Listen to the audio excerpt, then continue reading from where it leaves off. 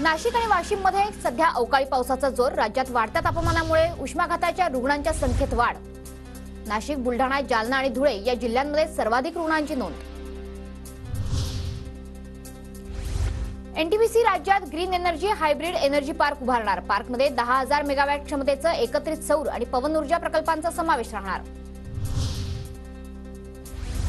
कर न भरणाऱ्या थकबाकीदारांना महापालिकेची नोटीस. जप्ती वसुलीच्या लिलावाच्या प्रक्रियेस वेग द्यावा. महापालिका आयुक्त भूषण गगराणी यांचे आदेश.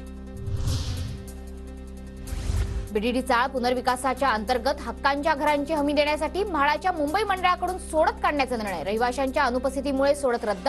आता 14 मे रोजी ही सोडत काढण्यात येणार. गोडबदेवमधील 21 घरं गिरणी कामगारांच्या घरांच्या सोडतीत समाविष्ट होणार. 2,521 घरांच्या सोडतीत आणखी 21 घरं वाढली.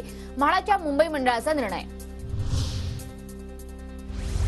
लोकसभा निवडणुकीच्या पार्श्वभूमीवर मुंबईतील प्रतिबंधात्मक कारवाईत प्रचंड वाढ. पोलिसांकडून 9,593 कारवाया. ठाण्यात लोकसभेच्या पार्श्वभूमीवर पोलिसांकडून परवानाधारक अग्निशस्त्र जप्त. 3,748 अग्निशस्त्र जप्त.